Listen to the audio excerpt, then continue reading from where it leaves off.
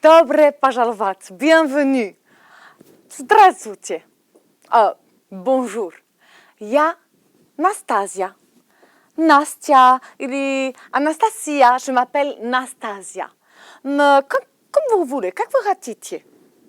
En Russie, on a beaucoup de petits surnoms. Hein? Bienvenue dans ma cuisine, кухня. En fait, ce n'est pas vraiment la cuisine, c'est la bibliothèque, non?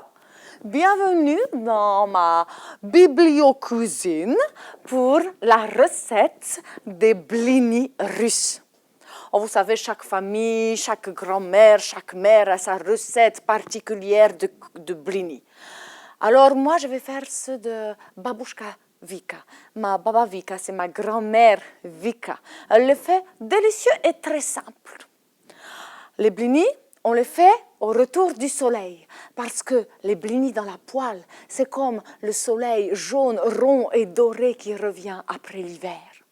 Pour faire des blinis russes, il nous faut de la farine, voilà, ici, 2 verres de farine, et ici, j'ajoute un 3e verre, donc 3 verres de farine.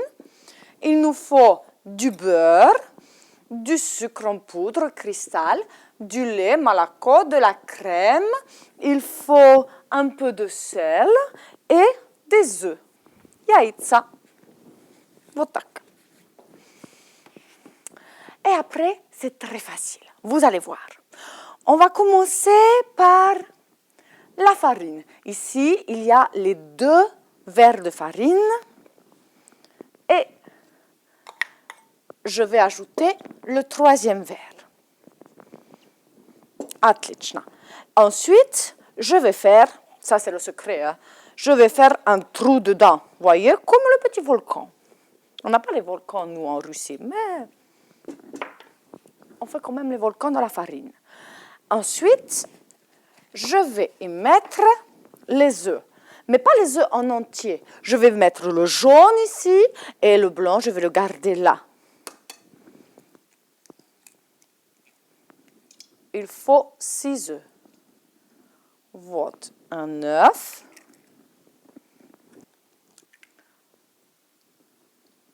Deux œufs. Voilà, on garde le jaune là. Et voilà le 6e.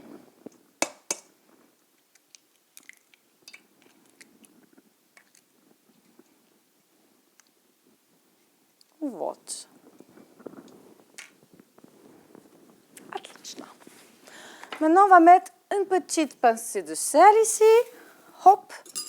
Et on va faire monter les blancs en neige. Alors, je prends le superbe accessoire que n'avait pas ma babouchka Vika. Et c'est parti.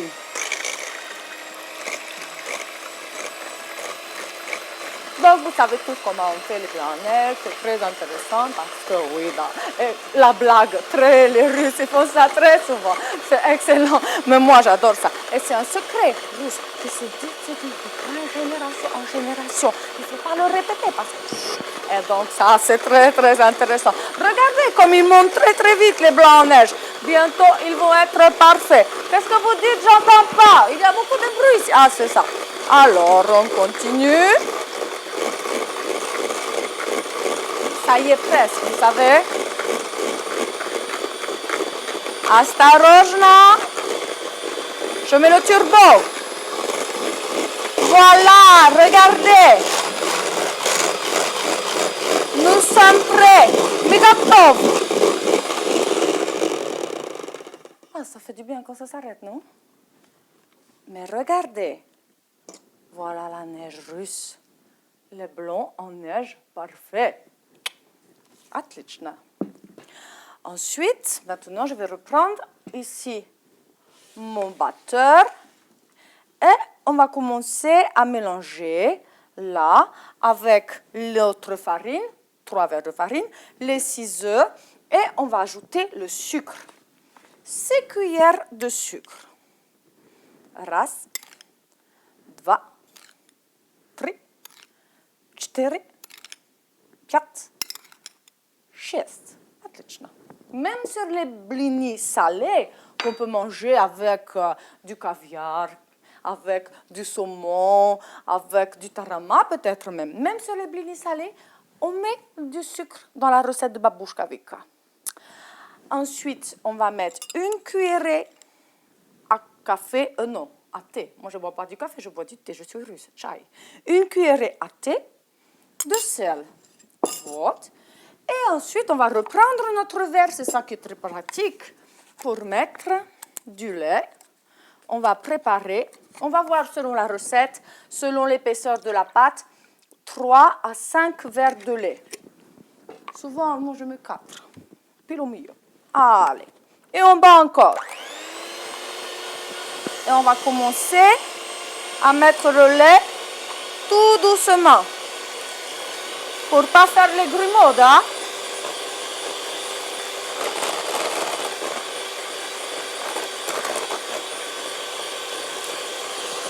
Hop, une main le batteur, l'autre main le lait. Et pas de catastrophe.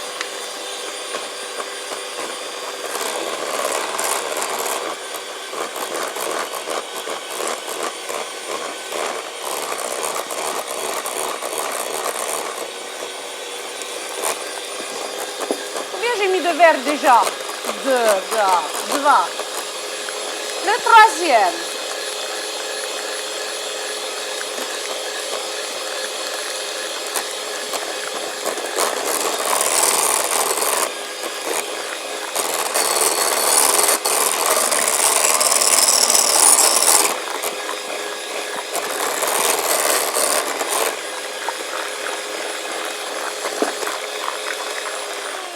Alors, maintenant que notre pâte est de plus en plus liquide, on va faire attention à ne pas se faire éclabousser et on va préparer le beurre fondu.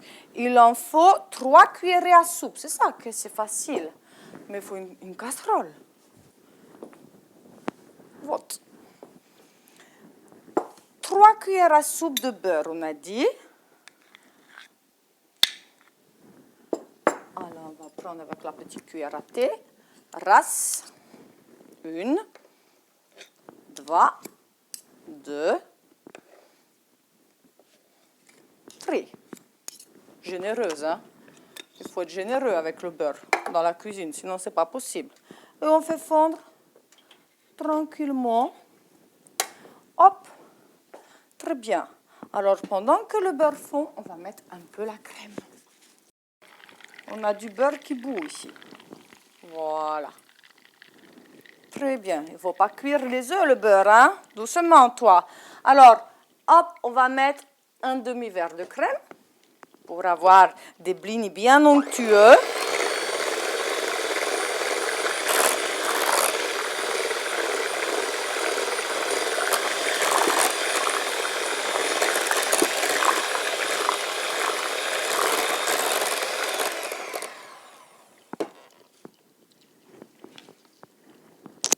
Et maintenant, le beurre qui a fondu. On le laisse refroidir un peu parce que sinon c'est brûlant et ça brûle les œufs. Ça les cuit, hein, me disait Babouchka. Осторожно, attention.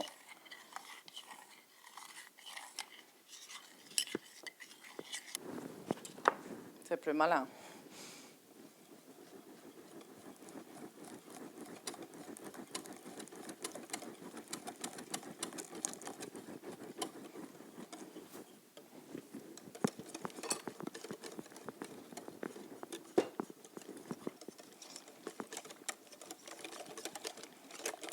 Et voilà, la pâte est presque prête. Vous savez ce qu'on a oublié?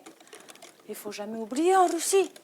C'est la neige, parce qu'elle revient toujours. Снег, конечно. Alors voilà les œufs en neige qu'il faut incorporer délicatement. Qu'est-ce que ça veut dire délicatement?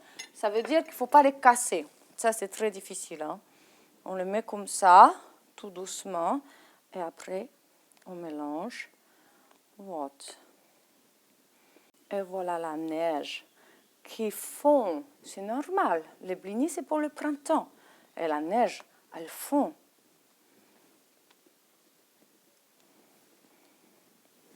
Dans le plat pour laisser la place au soleil dans la poêle. Hop. Hop. Hop. On finit d'incorporer. On a mis tous nos ingrédients. Je vérifie. La farine, le sucre, le beurre, le sel, les œufs, la crème, le lait et les blancs de neige. Et maintenant, on va laisser reposer la pâte et on se retrouve juste après pour la cuisson. Vous pouvez la laisser reposer peut-être 20 minutes si vous avez très très faim, si vous êtes très pressé de les manger. Mais si vous avez plus le temps encore, vous pouvez la faire reposer 1 heure tranquillement. Se reposer. À tout de suite. Notre pâte, elle a bien reposé. On a préparé la poêle avec dedans un peu de beurre. Et maintenant, c'est le plus difficile là, c'est de faire un blin bien rond. Un blin, des blins.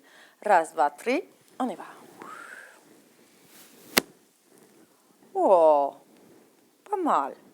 Un peu beaucoup de pâte, ce sera épais, mais c'est pas mal. Et là, on prépare la cuisson. Ben, vous cuisez comme des crêpes, hein? Les blins, c'est les crêpes russes. Da.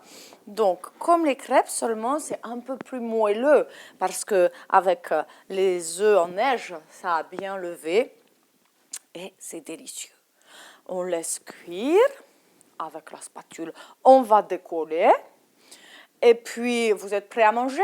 Alors, vous savez avec quoi on les mange, les crêpes? En Russie, donc, comme je vous ai dit, on peut les manger sucrés.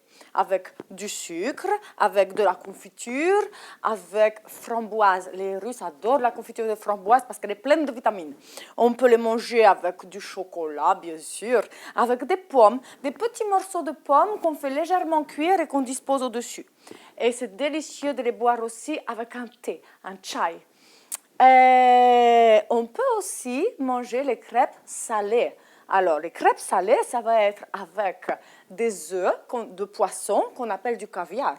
Tous les œufs de tous les poissons, c'est le caviar en russe. Le caviar rouge, c'est le caviar des œufs, c'est les œufs de saumon. Et le caviar noir, c'est les œufs, comme ce que vous appelez caviar. Comment ça s'appelle déjà vous? L'esturgeon, les œufs d'esturgeon. Hop. Est-ce qu'on essaie de la retourner comme ça? Raz, dva, tri, hoppa! La première crêpe est cuite.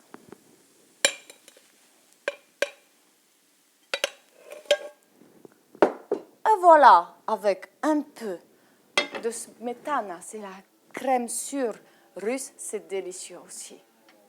Encore une autre? Allez. La deuxième, normalement, elle est plus réussie. Alors, je continue à faire cuire mes crêpes. Mais comme vous allez essayer la recette à la maison, j'espère.